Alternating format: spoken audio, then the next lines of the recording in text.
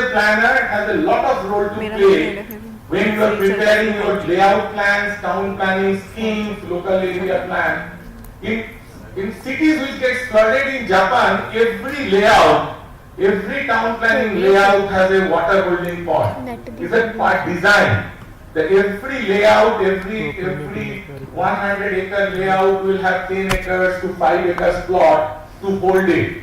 Those of you studied, some of the professors who are visiting Netherlands, every town has water during high flood level can be shifted and hold. Each of those drains bringing this water. I recently somebody shared a beautiful picture. Any drain carrying in a particular state in the US, carrying the flood water, there is a marking along the drain that this is a very important drain. Don't pollute, don't dump anything. If you see a slightest pollution, call the, and this is a level called biomonitoring. They don't go and say what is your BOD, COD. They ask community, if you see this color, if you see this, then just come. So that is the first one. The second one, which is Odisha, Telangana were doing, their calling is a flood sensitive zoning. That way back when people were working in GIS, we are very fond of giving them buffers. 50 meter, 100 meter डाल दो. Now buffer किसके जमीन पे है? Yes, I will complete in 2 minutes. So when the flood, these buffers were given. Buffers are always given on some private land. And there is always opposition that if you are saying, oh, mere zameen pe you don't build. So what Odisha and many states are doing, they are doing compensating land use zoning. Because you have to keep your plot free for the flood. The state will give certain amount of TDR, and that's the policy what we call eco TDR or green TDR. Those of you who are studying transportation, this is something very important for you. That IRC, both SP42 and SP50 has brought very comprehensively something called Green Street and Cloudburst Street. The street can actually act as a channel. And then there are also these sponge and sponge local area plan, etc. Quickly, these are the kind of guidelines which states are coming up, and you as a young planner have to come up. Don't end up competing with some scientists and meteorologists. Because that's their job to understand how much greenhouse gas is emitting. Our job is to understand how we use land as a control for this kind of events into this process. Now these are large amount of knowledge gaps that how do you transform these streets into this kind of cloudburst and green street. Many cities across the world, earlier in 60s, 70s in Europe and other, there was a policy to concretize the waterfront. And after successive flooding, there is a new movement called Make Room for the River. They're deconcretizing the riverfront as it was like this. All urban designer, architect, planner love this, the left side of the figure. But hydrologically it is suicidal because you are bringing more force to the water. So you are naturalizing this entire. And lastly, this is what the whole world is now talking about and trying to, that how you can detain, how you can retain, and how you can recharge the flood water.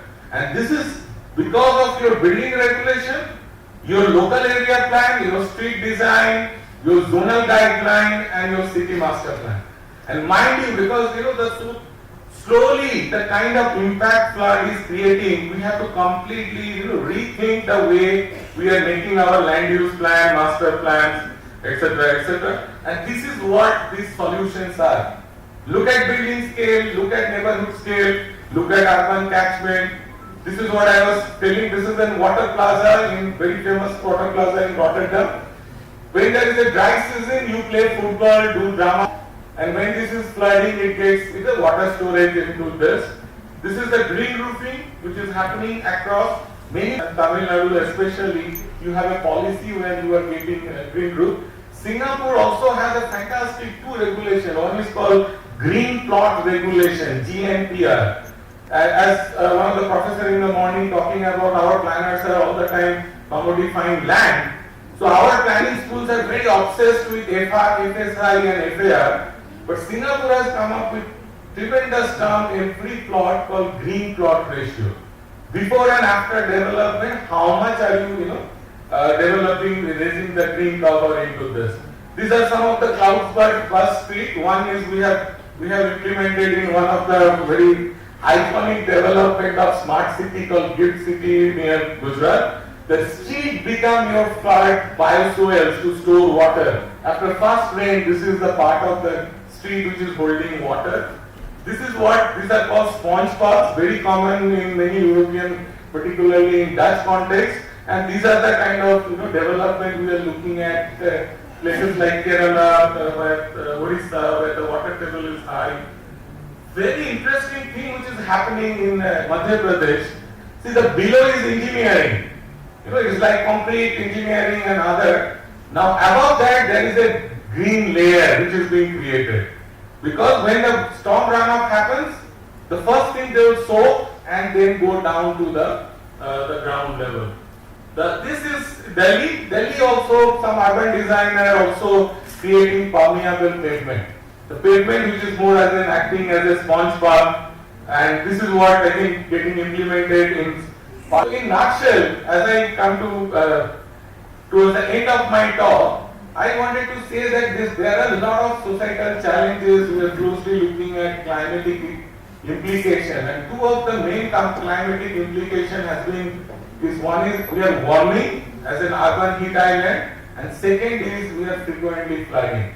And we as a planning community, urban planning student, professional researcher, we have to do much more deeper research that what kind of urban planning tools, regulation, policies will make our cities more flood or climate resilient. Thank you very much. Thank you for inviting me. I have left my email ID for if anyone want to connect with me later. Thank you. Thank you, Chairman. It was very deep and very sensitive knowledge video you have given to these students giving to us. Anyway, now I request Professor Sanjay Gupta, School of Planning and Architecture.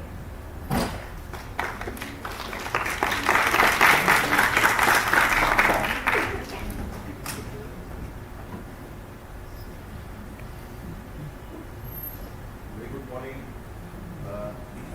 I think after a very interesting presentation by Professor Shashwat talking about how to kind of integrate the climate impacts into your urban planning through various strategies, I am looking up into a different perspective of talking about a sector of transport per urban freight.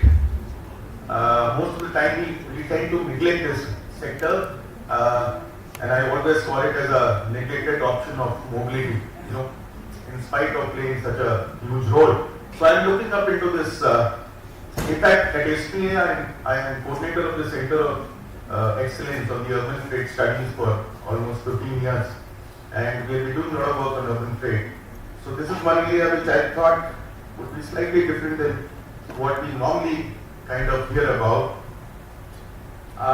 Since I believe we have 15 minutes, I will probably kind of speed up some of the slides. I may not like to go in detail, but a very important part, we all know urban freight in the city's economy and living.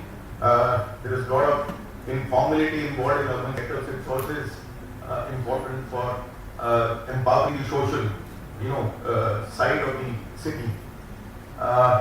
Goods transport account for 10 to 15% of the vehicle kilometers. So in any city, 10 to 15% vehicle kilometers goods travel is by freight. Almost 2 to 5% of employed urban workforce is in freight sector, and roughly about 3 to 5% of the urban land use is under freight-related activities. So this is according to the human habitat. And also there is another kind of an estimate that roughly 31% of the energy consumption and almost similar amount of CO2 emission is because of freight. Now that is where the thing comes in.